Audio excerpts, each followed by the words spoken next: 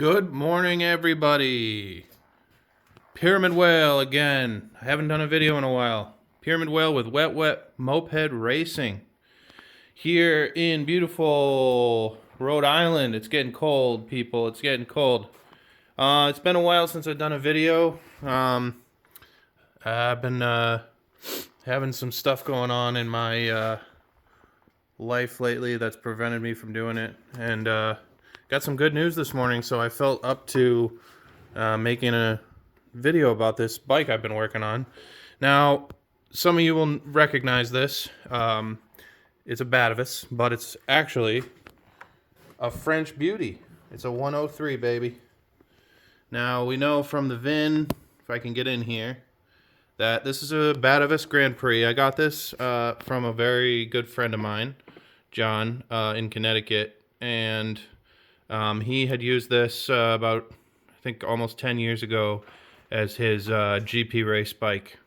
When I got it, it was still kind of built in that style 50cc class. Had some really great parts to it, so I was able to salvage quite a bit from that build to do what I'm doing here.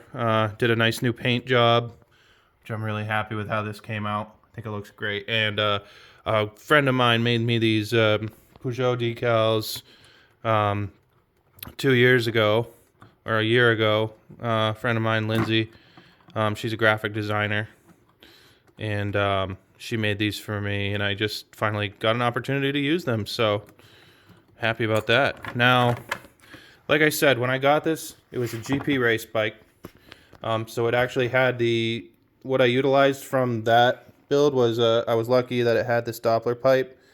John had made these custom mounts, so I didn't actually make these, but they're pretty sharp, and they're perfect because I'm a pretty big guy, so they're nice. And I did a lot of modifications. I'm just going to run through everything.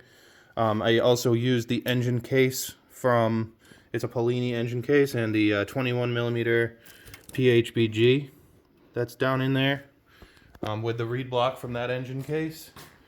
Now, I was lucky also, John sold it to me with the Doppler rear clutch and pulley, and the ER3, I believe, variator, which is fantastic. And here's another view of the bike. Oh, Turbo Spaghetti.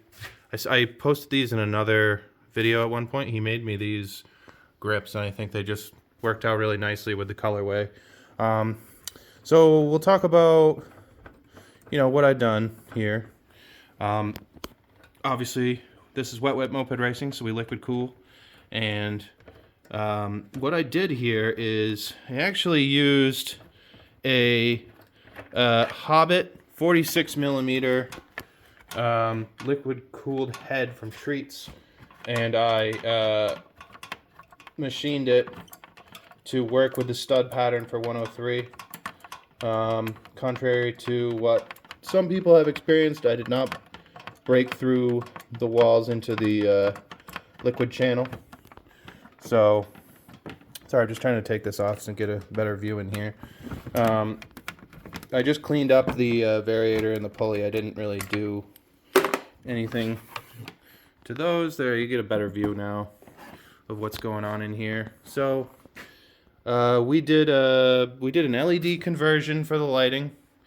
I ordered a Selectra ignition from Maxi Scoot, and the 46 millimeter 70cc MVT cylinder, which sounds like an absolute beast.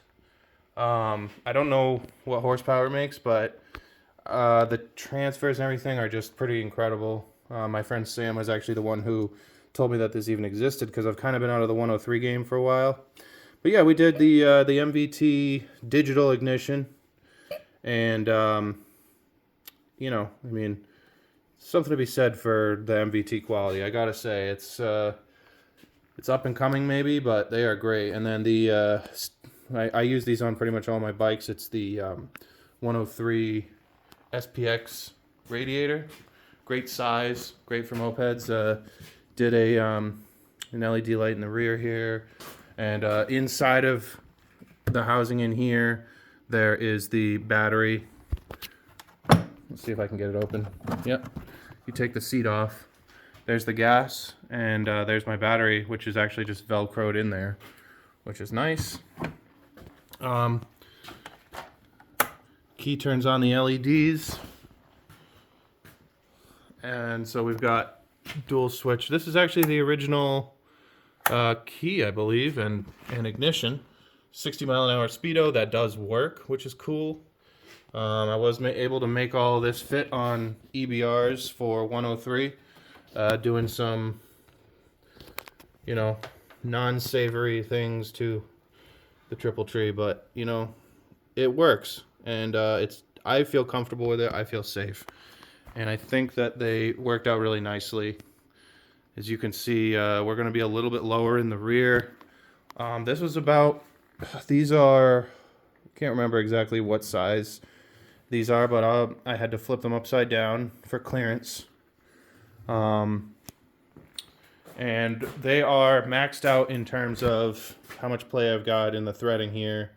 So I can't really, I could go a little further, but just for safety's sake, I don't, because I like to have about a ½ inch of meat inside of there. Just for my own, you know, personal peace of mind, I guess. Let's see, what else? So yeah, Soletra, not Soletra, sorry. What am I talking about? MVT, baby, MVT.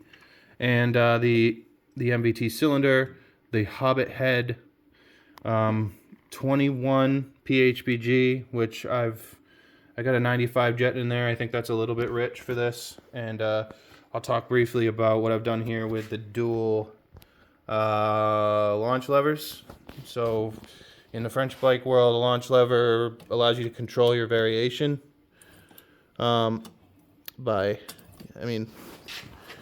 you can see how the engine pivots here. I'm not going to explain that, but basically what I'm trying to achieve here, and I'm not exactly done with this yet, I'd like to put a bridge here, and I think I'll actually extend this one out a little bit farther so it's more accessible to my foot.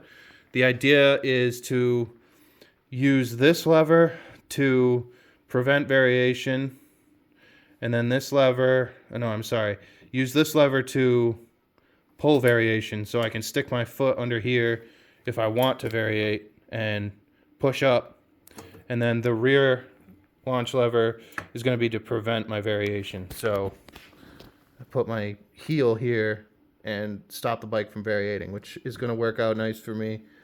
I attached it here, which is the engine mount for the pipe. It comes with all of the Doppler kits and all the French bike pipes when you buy them. And then I use the original plastics as much as I could, but this is really coming together nicely, and I'll do another video later. I'll start it. It sounds crazy in a good way, but yeah, I just wanted to do a video since I hadn't in a while, and show some people what I've been working on. Anyway, I hope everybody has a great day, and you know, get on your bike and ride today, guys, because that's what life's really about. All right, talk to you later.